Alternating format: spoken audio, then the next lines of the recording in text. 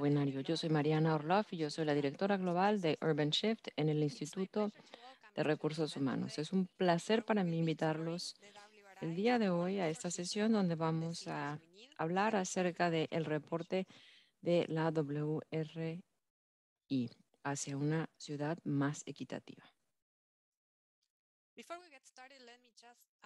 Antes de comenzar, me gustaría explicarles algunos detalles técnicos. Primero que nada, el webinario va a ser en inglés, pero también tenemos algunas presentaciones en español. Para poder facilitar la interacción entre los miembros del panel y el público, hay la opción de escuchar la interpretación en inglés, en español y en portugués.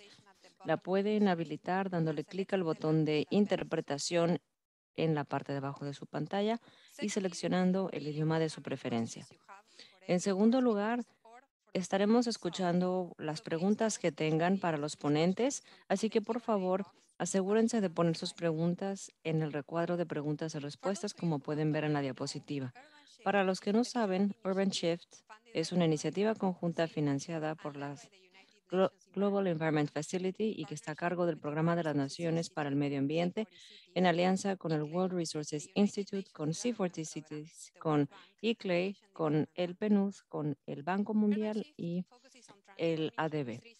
Urban Shift transforma a varios países en 9 países a través de planes integrados y para dar la capacidad de transformarnos hacia unas economías más verdes. En la siguiente hora vamos a tener varias presentaciones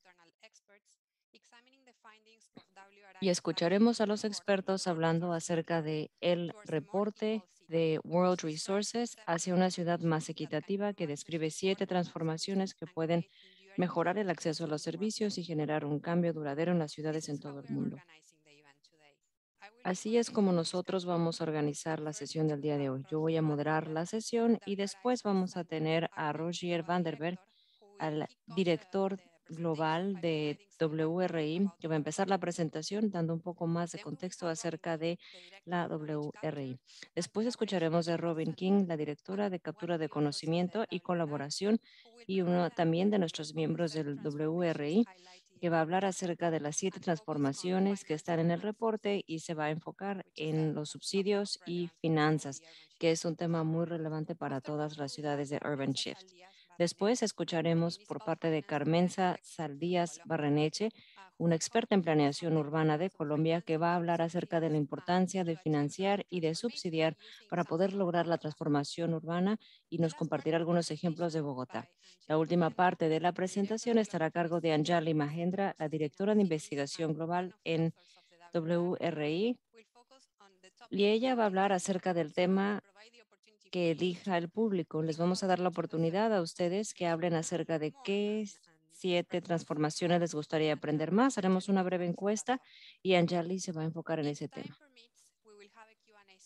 Si hay tiempo, tendremos una sesión de preguntas y respuestas al final. Roger, te paso la palabra.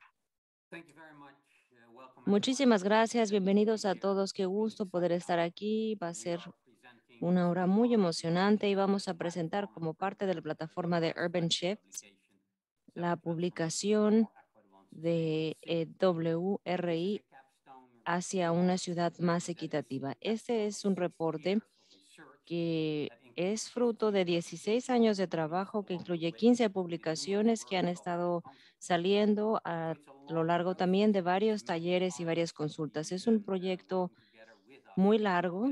Hemos estado trabajando con varias personas para poder hacer que funcione. Y hoy tenemos este reporte donde tenemos información muy práctica para que las ciudades puedan moldear ciudades más inclusivas y más equitativas.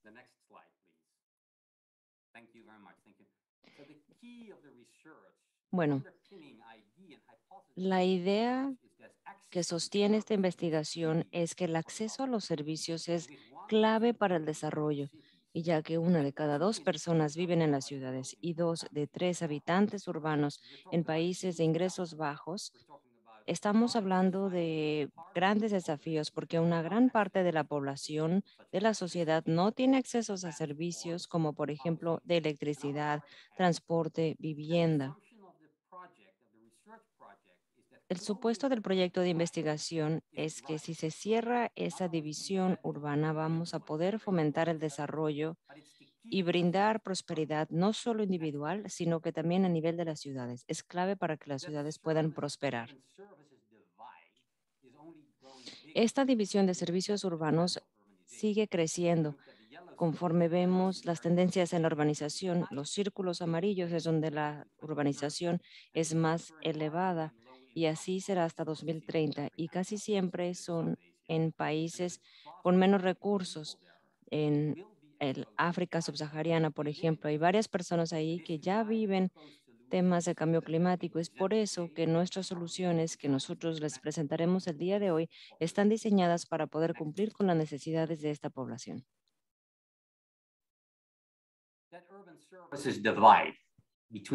Esa división de los servicios urbanos de entre las personas que sí tienen y que no tienen servicios nos arrojan cifras impactantes.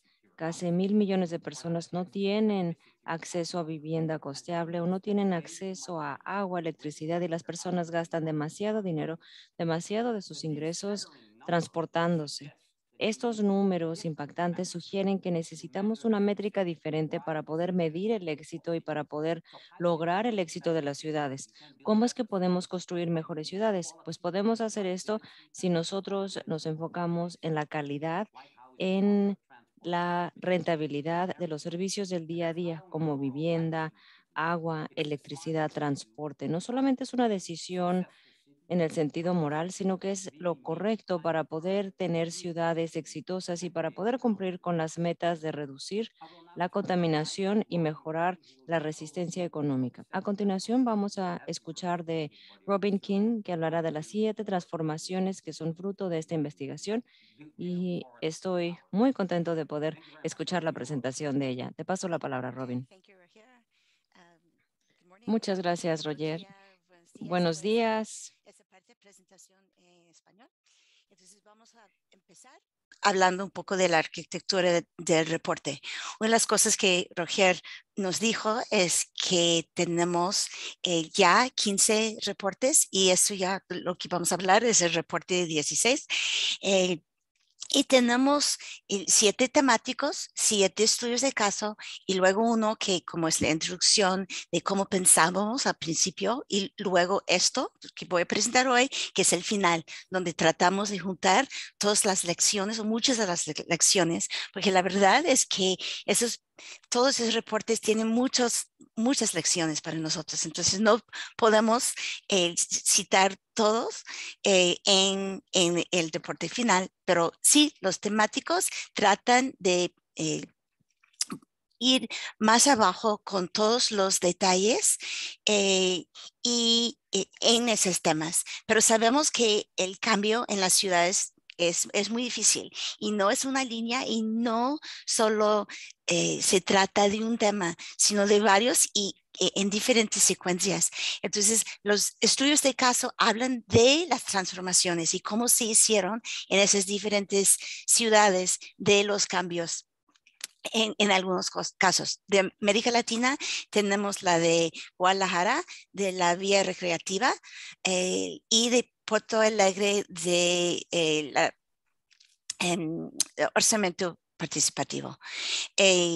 Bueno, ya, cuando tratamos de juntar todo esto, próximo por favor, nos enfocamos en la brecha de servicios y tratamos de ver la diferencia en oportunidades que genera esa brecha, ¿no? Cuando vemos la gente bien servida en contra de la gente desatendida o desatendida. Y hablamos de diferentes servicios básicos, ¿no? Y lo que tratamos de ver y mostrar que hay una brecha bastante grande y que esa brecha luego cambia y llega a diferentes oportunidades y menos oportunidades para prosperidad, para salud, para bienestar, no solo de las personas, ni los hogares, ni las familias, ni las comunidades, sino toda la ciudad. Próximo. También, como esta semana tuvimos el Día Internacional de las Mujeres, hablamos un ratito sobre la brecha de servicios para mujeres y niñas. Y sabemos que más del 50% de las mujeres y niñas en zonas urbanas en países en vías de desarrollo carecen de al menos uno de estos recursos de acceso al agua limpia, de vivienda durable, de instalaciones sanitarias y de espacio suficiente para vivir. Y la verdad es la mayoría carecen de más de varios de estos. Próximo.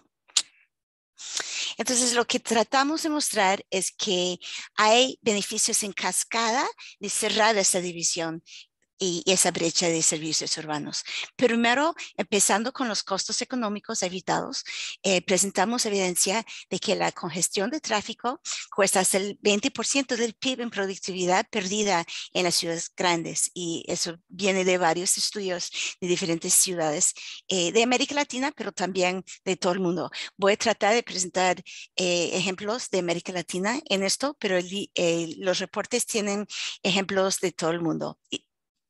Entonces, si tratamos y si podemos evitar ciertos de esos costos económicos, eso suba la calidad de vida. Y sabemos que viajes cortos ahorran hasta el 25% de ingresos para los trabajadores de bajos ingresos.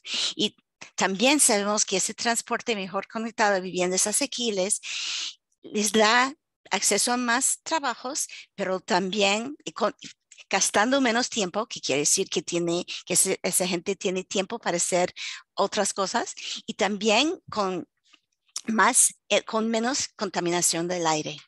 Entonces, esto también, cuando sube la calidad de vida, eso ayuda a la transformación en toda la ciudad.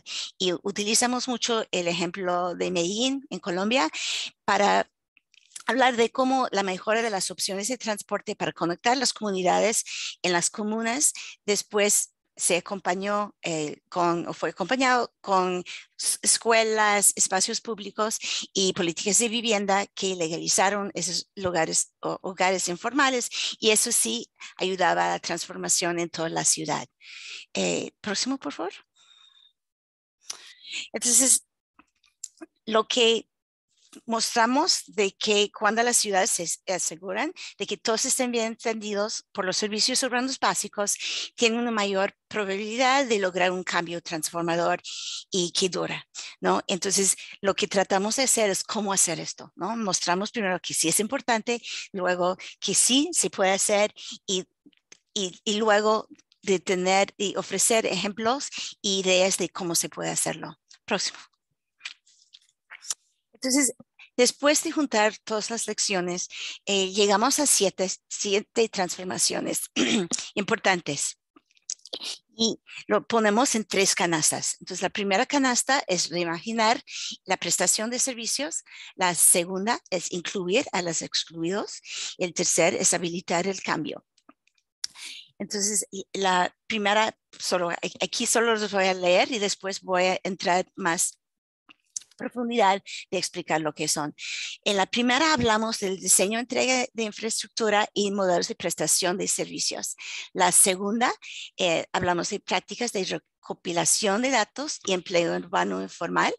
Y luego la tercera hablamos de la financiación y subsidios, que voy a presentar en mucho detalle después. Y luego la gerencia de suelo urbano y la gobernanza de las instituciones. Mientras que yo voy a presentar la quinta aquí, de la financiación y subsidios, y Carmenza va a hablar de eso. Ustedes van a tener la oportunidad de decidir cuál quieren escuchar. Entonces, después de la presentación de todas esas rápidas, ustedes van a tener una caja de encuesta donde van a tener que escoger cuál otra quisieran escuchar. Entonces, ya para empezar, cuando hablamos de la reimaginación de la prestación de servicios, tenemos esos dos, del diseño, entrega de la infraestructura y los modelos de prestación de servicios. Y aquí la próxima, aquí empezamos en general con mucha gente que presta servicios que son invisibles. El Estado no les ve y a veces ni siquiera, no solo no les ve, sino a veces trabaja en contra de ellos. Entonces, la primera etapa es de pasar de ser ignorado a la segunda, próximo, Mariana, hacer, de hacer el reconocimiento de que existen, ¿no? Y luego, próximo, de que pueden ser integrados en el sistema y eso aplica a sistemas de transporte o sistemas de provisión de agua y provisión de energía, de acceso a muchos servicios se hace a través de esos proveedores informales. Próximo. Luego hablamos de incluir los excluidos. Aquí, Transformación 3 habla de prácticas de recopilación de datos y esto es utilizando nuevas tecnologías, gente y asociaciones y la participación de la comunidad que puede generar mejores datos locales, sobre todo, para utilizar en la toma de decisiones y de mejorar la gobernanza.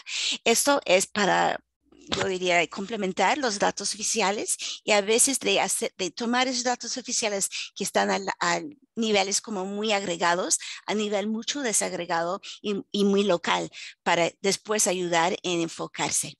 Bueno, el número 4 es el empleo urbano informal y aquí es de reconocer y apoyar los trabajadores informales y ampliar su acceso al espacio público, a los servicios, a los clientes y a las redes de seguridad social. Y sabemos que si esos trabajadores que en muchos espacios y muchas ciudades del sur global son la mayoría de los trabajadores, es muy importante que tengan ese nivel de acceso a esos como derechos de ser ciudadanos y productores. Próximo.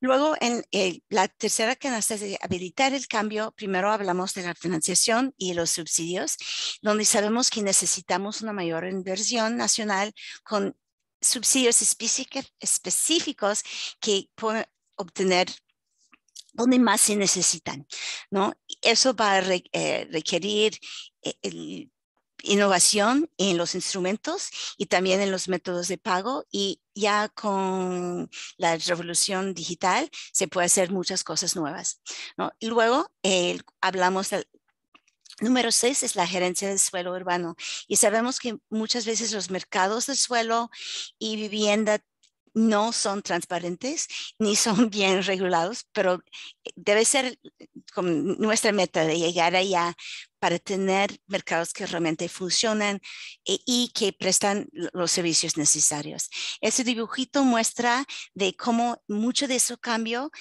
toma que se puede ver en un barrio, ¿no? Entonces tenemos el dibujo de arriba de los que están mal servida, de la gente mal servida y abajo con algunos de los cambios que se pueden mejorar, que son muy específicos. Próximo. Bueno, y la última es de hablar de gobernanza de instituciones. Sabemos que muchos de esos cambios no van a durar si no se cambia la gobernanza y si las instituciones realmente no lo aceptan como suyo. Entonces, hablamos de las coaliciones, diferentes actores que pueden impulsar la acción política, pero también que pueden ser como la memoria colectiva para que pueda durar mucho tiempo el cambio. Y también hablamos de la necesidad de alinear las políticas nacionales y locales.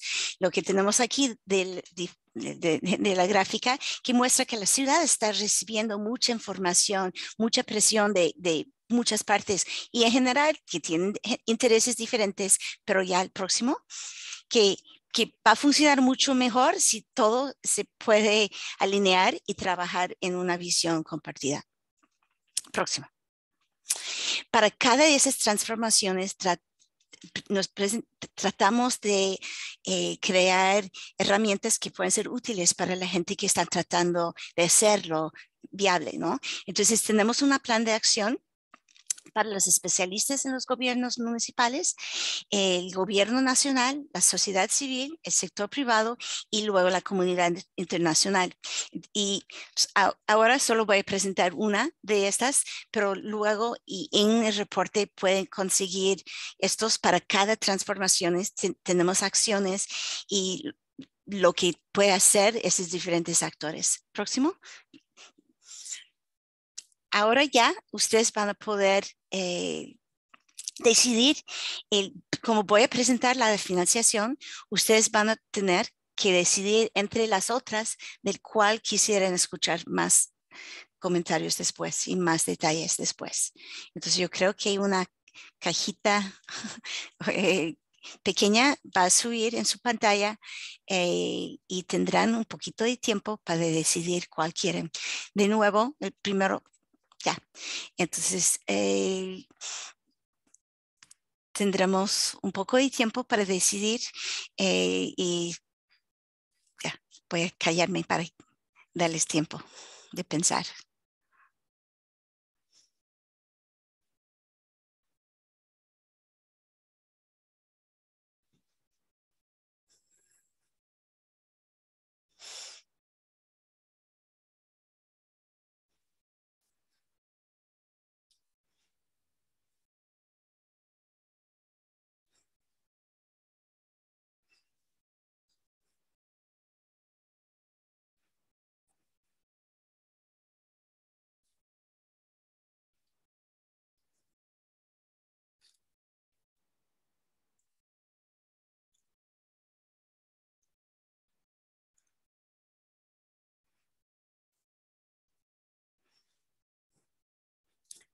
Me parece que ya, bueno, todavía hay algunos que están.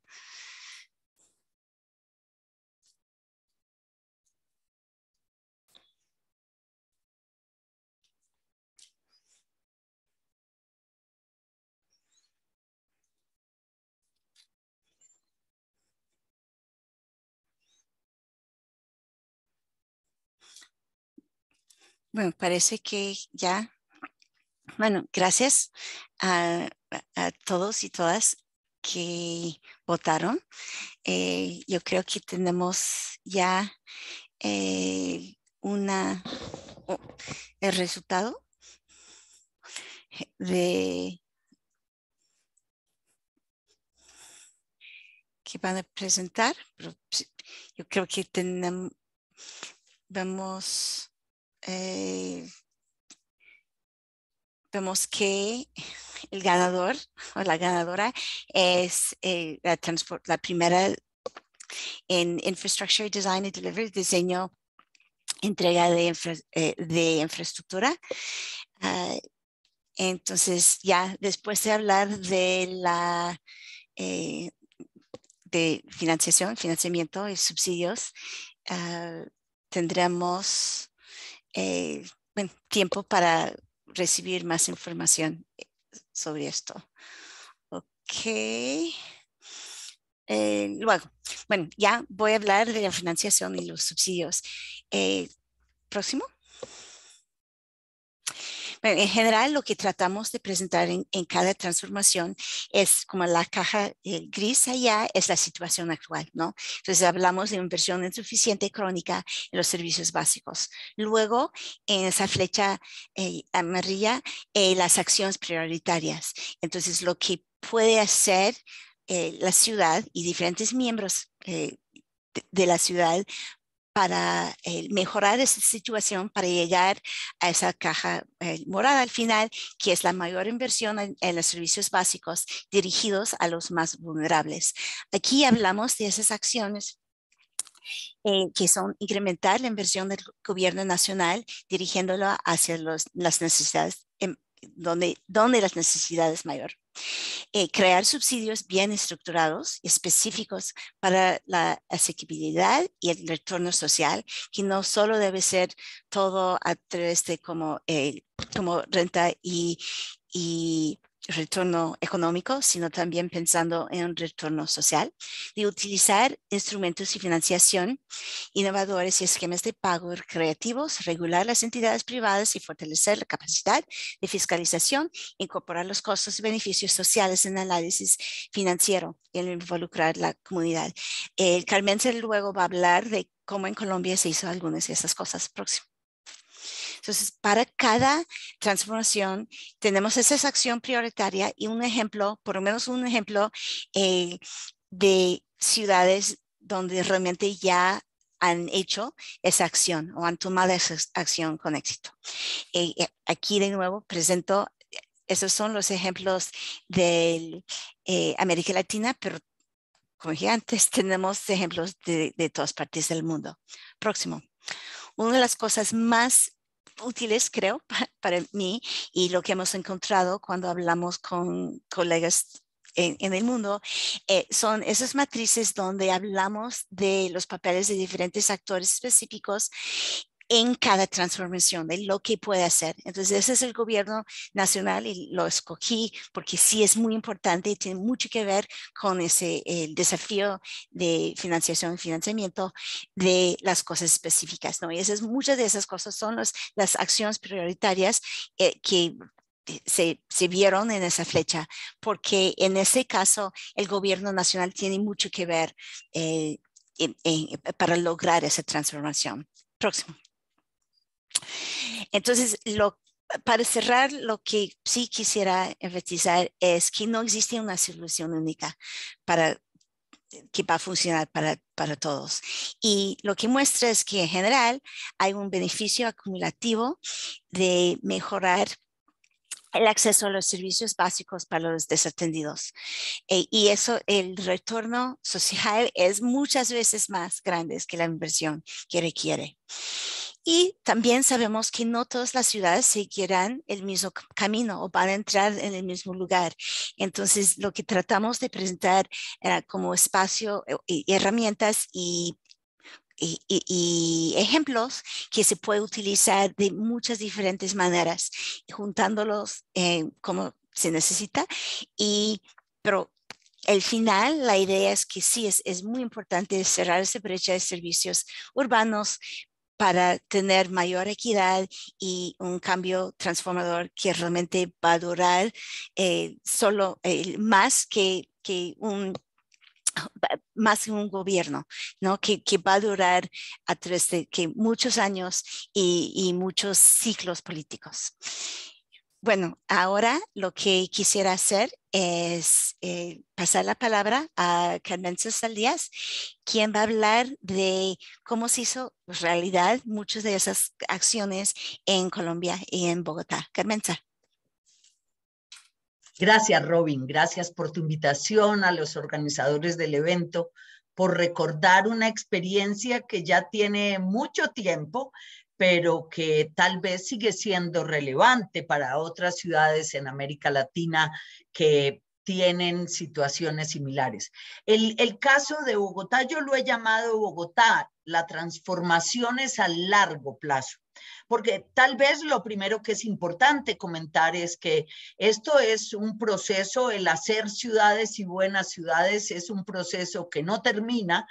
Y en el caso de las ciudades de América Latina, tiene elementos adicionales para considerar por las características de la propia fundación de las ciudades, de su organización, que desde el comienzo de la conquista, 500 años atrás, han estado más en funciones de intereses exógenos, de intereses antes de los del reino o de los virreinatos y después de los estados-nación, pero que aún no han logrado en todos los casos, hacerse cargo de sus propios destinos.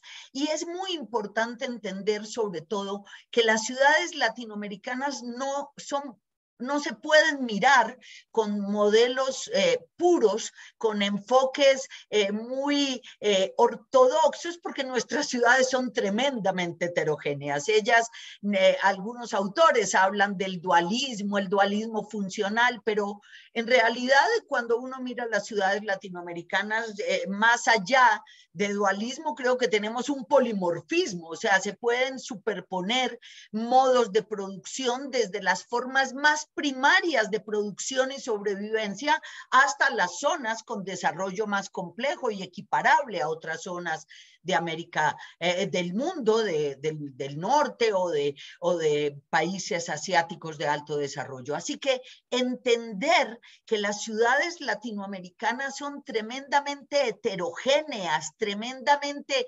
disímiles, y por eso mismo son excluyentes antes que incluyentes, están en lo básico diseñadas para alguna parte, siempre con miradas muy sectoriales, con miradas muy ligadas a las producciones para el exterior, pero casi nunca desarrolladas en función de sus propias demandas y de la población en general, que repito, es muy variada. Y por eso, pues hay que tener en cuenta que cuando la urbanización en América Latina arranca, el Estado territorial no existía y el Estado nacional no tenía regulación sobre las ciudades, y por eso lo que tenemos hoy son ciudades con enormes cinturones de miseria que siguen aumentando la población en estos cinturones de miseria y que en muchos casos siguen ampliando la brecha entre, como lo dice Robin, las poblaciones atendidas por servicios, por infraestructuras, equipamientos y aquellas que no lo están. Eso era Bogotá. Bogotá en 1990, lo decían por todas partes, era la capital del caos latinoamericana. No solamente por la altísima proporción de población en condición de informalidad, barrios ilegales, sin dotaciones, sino además por la precariedad de su propio aparato público para responder por la ciudad, una ciudad que ya tenía cerca de 6 millones de habitantes. Ese crecimiento de 10 veces que ocurrió entre los 50 y el año 2000 en las ciudades como Bogotá, claro, había dejado a mucha gente regada en el camino. Y el transformar la situación de Bogotá fue un proceso progresivo que sigue, repito, hoy, 27, 28 años después, todavía hay que seguir trabajando y hay mucho por desarrollar. Pero 3, 4 claves quisiera yo que recordaran. La primera es que en ese proceso de cambio de Bogotá, una de las cosas más importantes fue poder disponer de una norma de la ciudad. Se llamó el Estatuto Orgánico de Bogotá. En 1991, la nueva constitución política dijo, háganle una norma a esta ciudad, porque el resto del país es una décima o una millonésima parte del tamaño de esta ciudad y hay que darle una norma propia. Y eso fue como darle un poco el estatus de entidad, ¿no? El tener la norma propia permitió por primera vez diseñar un aparato público, una institucionalidad, una regulación de la planeación, del ordenamiento territorial, de la fiscalidad a la medida de la ciudad. Esto fue importantísimo, tal vez el estatuto orgánico fue lo que ha permitido que haya cierta estabilidad ya de 2 décadas y media en este proceso de hacer ciudad, porque la sacó de muchos debates de la nación en un país tremendamente centralista y le permitió a la ciudad enfocarse en sus propios problemas, en sus propias necesidades, sin estar en la variabilidad de la situación nacional, que ya saben ustedes, tiene bastantes ingredientes complejos. Y el poder entonces tener ese estatuto orgánico le permitió a la ciudad por primera vez tener un aparato público que se encargaba de los asuntos de la ciudad, no un aparato público que atiende las demandas de la nación en la ciudad, que era como estaba configurada antes la estructura institucional del país. En este caso, Bogotá logra diseñar la alcaldía, la división político-administrativa al interior de la ciudad para manejarla por localidades, tener alcaldes menores, etcétera, y con todo eso logra realmente avanzar en tener propia institucionalidad.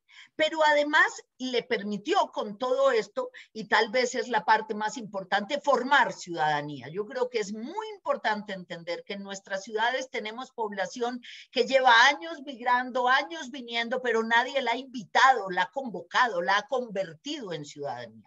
Y en esto tal vez diría que el elemento más importante, y está en algunos artículos sobre el tema, fue el papel que jugó la fiscalidad, el cobro de impuestos, la invitación a la ciudadanía que toda pusiera en poder empezar a desarrollar la inversión de la ciudad.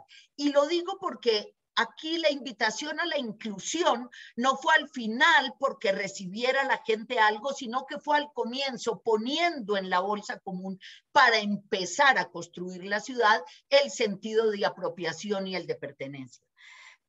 Con ese todos ponen, que se llamaba, fue posible mantener hasta ahora un crecimiento sostenido de la inversión que empezó por toda la ponerse al día en la inversión en infraestructuras básicas de salud, energía, gas, alcantarillados, escuelas, hospitales, y empezar a cerrar brechas y a legalizar barrios, a formalizar la ciudad ya construida, a mejorarla, a desarrollarla plenamente. Y esto, que se pudo mantener por más de 25, 27 años, ha permitido mantener la confianza de la ciudadanía en que poner en la bolsa común, particularmente todo lo que hay que pagar por rentas de la urbanización, retribuye a la ciudadanía y permite disponer de una ciudad mejor desarrollada. Voy rápido para ya cerrar al tema de la vivienda, porque es uno de los temas más importantes en los que se trabajó. En el año 2003, cuando se elabora, me tocó a mí elaborar el plan de ordenamiento territorial de la ciudad, que recién este año se cambió. La ciudad tenía un déficit de más de 600,000 unidades de vivienda, entre déficit cuantitativo y cualitativo. En el periodo entre el año 2003 y el año 2019 se han construido más de 500,000 viviendas en la ciudad, resolviendo buena parte del déficit cuantitativo y, eso sí, aumentando un poco el déficit cualitativo. Y esto es muy importante, y con esto voy cerrando, porque miren que en una ciudad que yo les decía desde el comienzo es tan diversa, los subsidios de la nación, que sin duda han ayudado a motivar la producción de vivienda de interés social, de vivienda de interés prioritario, premian al productor de la vivienda con un descuento de impuestos, lo que a veces contraría lo que la ciudad quiere, y es que la gente siente que pagar impuestos es su mejor forma de participar. Perdonarlos no contribuye a esto, pero además la vivienda es vivienda nueva. Y la vivienda nueva resuelve parte del problema, pero hay un gran déficit de vivienda que no se hace dentro del circuito formal del sector, y hay otra parte de vivienda que necesita mejoramiento, que no es compra, necesita apoyo para hacer mejor ya la vivienda construida. Eso que está en el déficit cualitativo. Y entonces vale la pena preguntar y cuestionar un poco el rol de la nación, y yo diría, no porque los recursos de la nación no sean necesarios, sino porque hay que entregarlos con un criterio que registre, que responda mejor a esa diversidad de situaciones de la ciudad. Finalmente queda una pregunta por hacer, y es si los estímulos sí estarán llegando realmente a las poblaciones que más necesitan la vivienda, o por el precio de la vivienda, la forma en que está diseñado, el lugar en que están dispuestas, es probable que estos sean viviendas que están quedando en manos, buena parte de ella, de la clase media, una segunda vivienda, o de los jóvenes, antes que en la población de menores ingresos. ¿Por qué digo esto? Porque En realidad hay un proceso de empobrecimiento después de la pandemia que ha hecho que la situación de las poblaciones más pobres cada vez sea más precaria y por eso la oportunidad de tener vivienda se aleja y se queda aplazada indefinidamente. Termino diciendo, yo pienso que la mejor forma de lograr que nuestras ciudades mejoren con esas transformaciones que señala Robin es ayudando a fortalecer la descentralización y la autonomía territorial. Que cada ciudad tenga ciudadanía propia, apropiada de su destino, que sea capaz de elegir gente que está sintonizada, alineada con sus objetivos.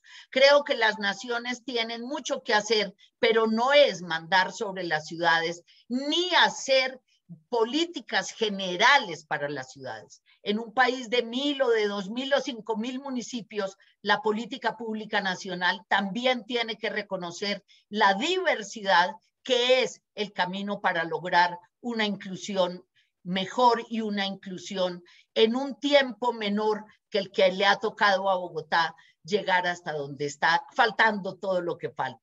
Yo espero que las ciudades todas encuentren su propio camino y que el fortalecimiento de la gobernanza territorial sea la forma de hacer mejores ciudades. Muchas gracias. Muchas gracias, Carmenza. Muy interesante. Thank you for sharing the experience that you know so well about Bogotá and Colombia. Muchas gracias por compartir esta experiencia sobre Bogotá y Colombia. Y a continuación vamos a pasar a nuestro siguiente ponente. Y como saben, bueno, voy a cambiar ahora al inglés, entonces si prefieren cambiar su preferencia de idioma, pueden hacerlo como les había explicado al principio. Tenemos la opción de interpretación simultánea en español y en portugués. Les presento nuevamente a Anjali Mahendra. Ella se va a enfocar en la transformación número 1, como lo pidieron ustedes. Entonces, Anjali, te paso la palabra. Gracias, Mariana.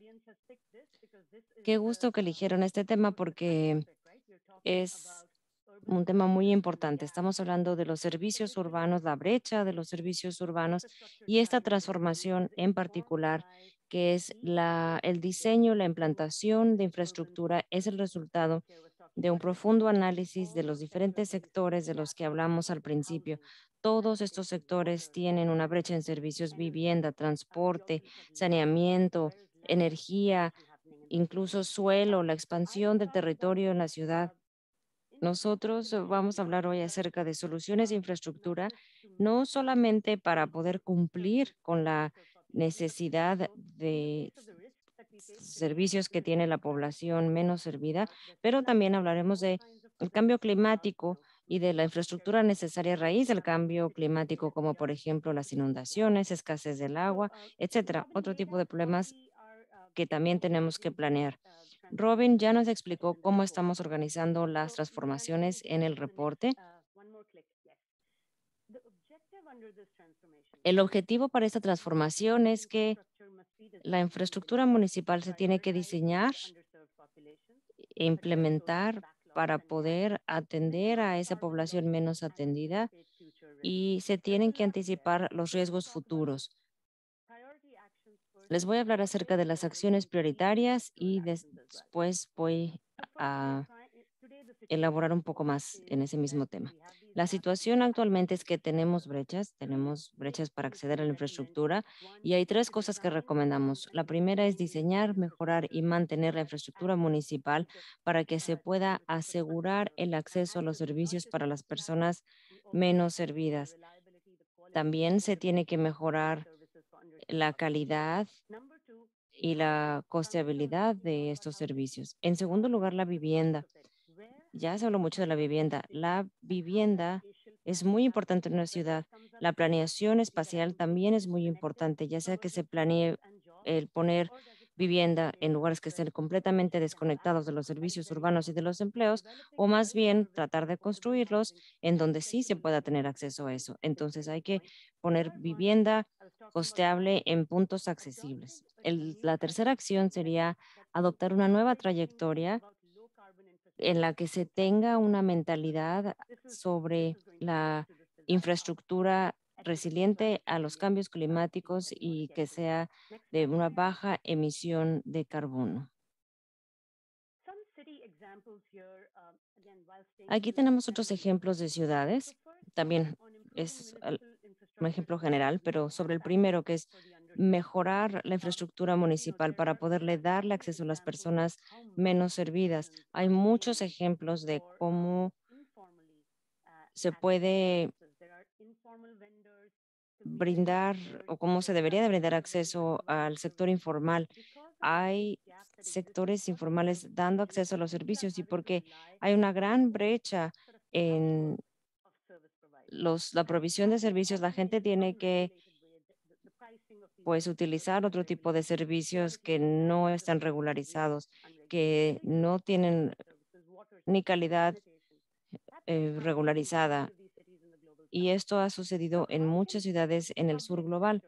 Entonces, el sector público, los servicios públicos tienen que mejorarse, pues los ciudadanos tienen que depender de estos proveedores de servicios alternos y a costos muchísimo más altos. Los ciudadanos a veces pagan de 20 a 50% veces más por servicios alternos si no tienen acceso a los servicios brindados por el gobierno. Un ejemplo aquí, hay muchos, pero hablaré del caso de Medellín. El transporte, por ejemplo, es un ejemplo muy celebrado de lo que ha hecho Medellín, bueno, también otros servicios, el agua, etcétera. Bueno, Medellín ha aumentado los servicios a las personas menos servidas. Se empezó analizando la brecha, viendo a las comunidades pobres que no tenían acceso a empleos y crear el teleférico para que las personas pudieran viajar a sus trabajos. Ahora, en vez de pasar 2 horas en transporte, les toma solo 30 minutos llegar a su trabajo. También está el caso de Rosario en Argentina. Como decía, nos enfocamos en esta presentación en el caso de Latinoamérica y Rosario lo que ha hecho es integrar asentamientos informales en el tejido urbano. Otro punto importante que es la vivienda en lugares accesibles. Carmen se habló acerca de la brecha de vivienda costeable y no solo hay que verlo, como ella decía, de forma cuantitativa. Ese es un error que cometen muchas ciudades, muchos países, como el ejemplo de México, Brasil, Sudáfrica, muchas de las políticas nacionales que se crean para vivienda costable se enfocan en los indicadores cuantitativos. Tenemos que construir tantas unidades de vivienda y lo que acaba pasando, que es la experiencia que ha sucedido en la Ciudad de México, en Cape Town, en Johannesburgo, pues sube el inventario de viviendas en las periferias de la ciudad, pero desconectados de los empleos, de los servicios urbanos. Y bueno, la gente sí decide desarrollar allá porque la tierra es más económica y no es una tendencia sostenible, no es una tendencia que de verdad ayude a las personas de ingresos bajos que vivirían allá, porque esto aumenta los costos a largo plazo que tienen que pagar por vivir tan lejos. Otro ejemplo sería el de Bangkok, en donde las ciudades han visto asentamientos informales en la ciudad y han mejorado los servicios ahí y también cómo han hecho algo similar a lo que se hizo en Brasil, en Sao Paulo, cómo empezaron a empezar un desarrollo en lugares bien conectados. En Sao Paulo está el concepto de operaciones urbanas. La Ciudad de México también hablaba de cómo la densidad se iba a aumentar solamente en las partes de la ciudad que tenían acceso a servicios y empleos. Y bueno, ese tipo de políticas son las que necesitamos considerar al momento de construir vivienda para poder de verdad cumplir con las necesidades de las personas. También es importante enfocarnos en construir infraestructura de bajas emisiones de carbono. Hay muchas estadísticas que nos hablan acerca de los desastres climáticos, las inundaciones, por ejemplo, eh, son terribles e implican muchos costos para las grandes ciudades. Por eso, al momento de pensar en cómo cerrar esta brecha de servicios urbanos, las ciudades también tienen que pensar en cómo cumplir con estas metas, cómo integrar la idea de los servicios en el plan de acción climática, de mitigación climática. ¿Cómo hacemos que se cumplan dos metas a la vez? Un ejemplo de Rosario, y me gusta hablar del caso de Rosario porque es una de las ciudades que recibió un premio el año pasado por parte de WRI y nos han dado un ejemplo muy inspirador de cómo la ciudad está organizando por completo su planeación urbana para que sea resiliente al cambio climático y cómo ha llevado servicios, infraestructura que tiene en cuenta el cambio climático. Por eso es importante invertir en infraestructura que sea ecológica, infraestructura de saneamiento y de otro tipo, y sobre todo en áreas que son propensas a las inundaciones. Y en el caso de la pandemia, el transporte, como no se podía utilizar el transporte público, se invirtió muchísimo en la infraestructura de ciclovías. Y este tipo de infraestructura para peatones y para ciclistas es sostenible porque más personas van a tener acceso y además si se conecta con transporte público se van a poder construir esos infraestructura que es resistente y que además es de bajo generación de carbono. Esto fue un poco más amplio y ahora vamos a hacer recomendaciones sectoriales. Y por cierto, en el reporte está más profundizado en el sitio web. Ustedes van a ver un documento específico sobre transporte, por ejemplo. Aquí, el sector de transporte que nosotros pensamos que es en el que también se deberían de enfocar las ciudades y principalmente en la accesibilidad. Cómo nos enfocamos en no solamente llegar del punto A a punto B, pero sino en brindar accesibilidad. No voy a decirles todos los detalles porque hay mucha información, pero hay 3 puntos muy importantes sobre transporte. Número 1, hay que construir redes de calles seguras y completas. Hay que tener infraestructura para peatones y para ciclistas que se utiliza con mucha frecuencia y conectarla bien al transporte público. Varias ciudades, como el caso de Bogotá, por ejemplo, Sao Paulo, Fortaleza, las ciudades en Brasil han hecho mucho al respecto. Las ciudades colombianas también han estado haciendo este trabajo para que se construya las ciudades de esta forma. El caso de Guadalajara ha sido un buen ejemplo de cómo publicaron los espacios públicos y cómo también le dieron prioridad a la infraestructura para ciclistas. En segundo lugar, hablaré acerca de los proveedores de servicios informales. En el transporte, sobre todo, se necesita asegurarnos de que estemos integrando los servicios informales con los formales. El reconocer que toma mucho tiempo, toma una década para que la infraestructura del transporte, de saneamiento de agua construirse, cómo es que las ciudades a corto plazo, a mediano plazo, pueden aliarse con proveedores de servicios informales y expandir el acceso de esta forma. Hay muchos ejemplos en Latinoamérica de, por ejemplo, Bogotá, de Quito, en donde hay una incubación de varios servicios, el manejar la demanda del uso de autos privados. Muchas ciudades en Latinoamérica ya lo hacen, tienen restricciones eh, sobre los autos, pero ¿cómo podemos evolucionarlo para que sea un sistema que cueste para también poder recaudar fondos para la ciudad? Voy a tratar de acortar mi presentación a solo un par de minutos más. El sector energético es otro sector que tiene sus recomendaciones. En ciudades africanas ha habido problemas en eh, eh, no tanto en ciudades latinoaméricas, pero el utilizar gas en vez de aceite para cocinar y también el tratar de usar energías renovables. Hay ejemplos de cómo los paneles solares han ayudado a los asentamientos informales y han ayudado también a los negocios y además pues brindan energía para cumplir con las necesidades de una persona. El aumentar la eficiencia de los edificios y de los electrodomésticos. La Ciudad de México ha hecho mucho trabajo al respecto. Es muy importante pensando en el papel que se tiene para mitigar los gases de efecto invernadero. En el sector del agua, hay varias recomendaciones que tienen que ver con dar acceso a agua entubada en lugares donde no existe.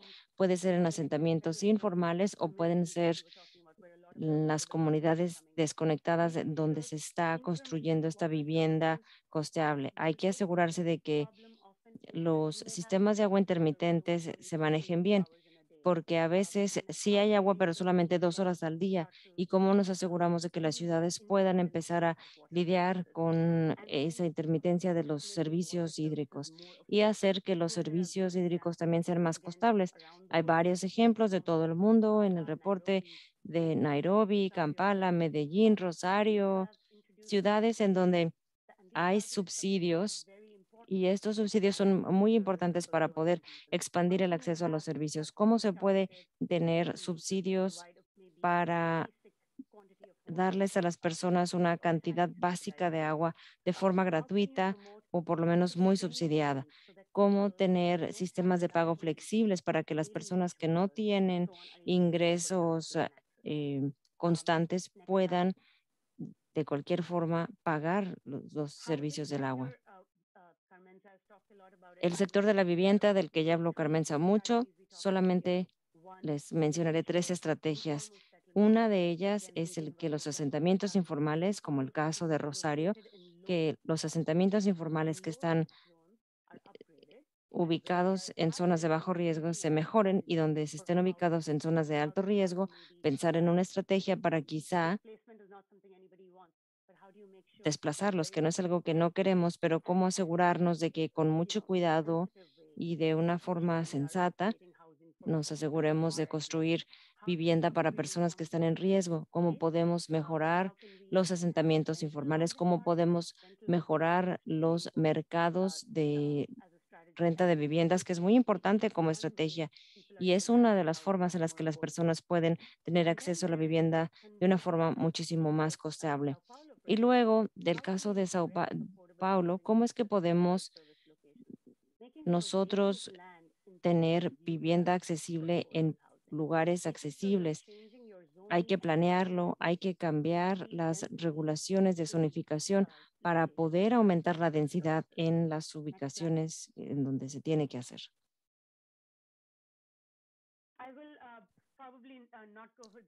Y bueno, esto no lo voy a ver a detalle porque no tenemos tiempo y hay que dejar tiempo para preguntas, pero sí pensé en las acciones a nivel ciudad y particularmente en aumentar y mejorar los servicios en la ciudad. Es importante saber qué es lo que pueden hacer los diferentes actores, como el gobierno nacional, porque hay varios programas que ya existen. Hay también marcos políticos que pueden implementar los gobiernos. Hablamos también del papel del sector privado, los emprendedores, cómo aliarse con ellos para brindar servicios y también el rol de las organizaciones de la sociedad civil y cómo comunicarnos con ellas para trabajar para las ciudades y para que se entiendan las necesidades y para que ayudemos a poder brindar la infraestructura como se va necesitando. Y ahí detendría mi intervención. Gracias, Mariana. Gracias, Anjali. Bueno, sé que tenemos mucho contenido que cubrir y no nos dará tiempo de cubrirlo todo, pero también queremos dar tiempo para que se hagan preguntas y respuestas. Y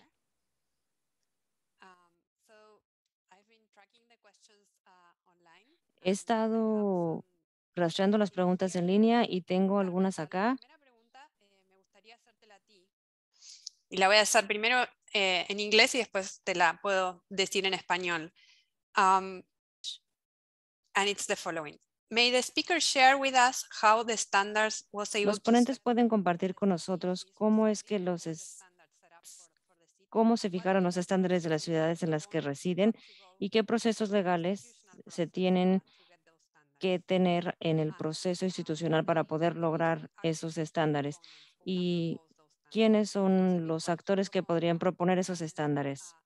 La pregunta es ¿cómo fueron propuestos los estándares para la ciudad, para Bogotá, me imagino que están preguntando, y cuáles son los procesos legales para llevar adelante esa institucionalización de los estándares y qué actores participaron.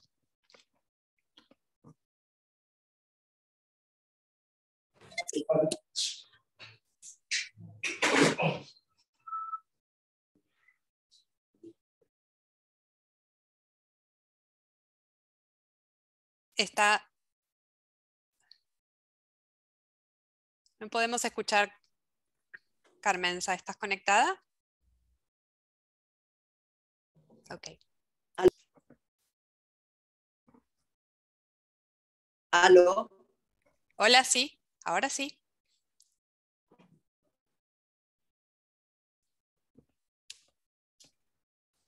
¿Aló? Sí, por favor, adelante. Hola, sí, es que tuve que cambiar de medio, pero ¿me están oyendo ahí o me ven? Sí, sí, escuchamos. ¿Y tú me puedes precisar la pregunta? Que estaba montada en un ascensor y no pude oírlo bien. Sí, la pregunta es la siguiente. Estaban preguntando acerca de los estándares que fueron necesarios propuestos para la ciudad de Bogotá y cuál fue el proceso el proceso institucional para llegar a esos estándares y cuáles fueron los actores que los propusieron y cómo llegaron ahí. Y si puede ser replicado en otras ciudades. Pues muy brevemente yo diría que tal vez en el caso de Bogotá, lo primero que es muy importante entender fue el rol de un alcalde que entonces se llamaban Tanas Mockus, quien inició toda una tarea de invitar a la ciudadanía a comprometerse. Se llamaba cultura ciudadana, cultura tributaria, y fue toda una invitación a que la ciudadanía se hiciera parte del proceso.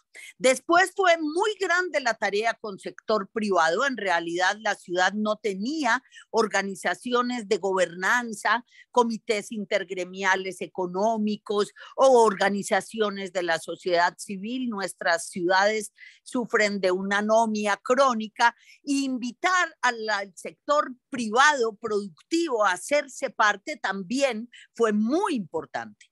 Y después hubo una tarea que fue la formulación, se llamaban las unidades de planeamiento zonal en el marco de los planes de ordenamiento, que era un trabajo con comunidad para hacer diseño urbano urbanístico, poder señalar qué obras necesitaban, qué obras querían y alimentar con esta información todo el sistema de planeación de la ciudad, de planes de desarrollo, planes maestros, planes de acción, presupuestos.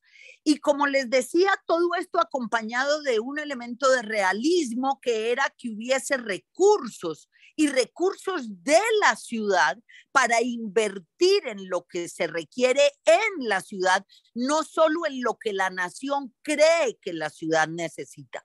Yo creo que fue digamos, una propuesta desde un alcalde que logra trabajar muy fuerte en la construcción de confianza y ciudadanía y proponer un proyecto de ciudad de largo plazo que dependía del cumplimiento del deber tributario de la ciudadanía.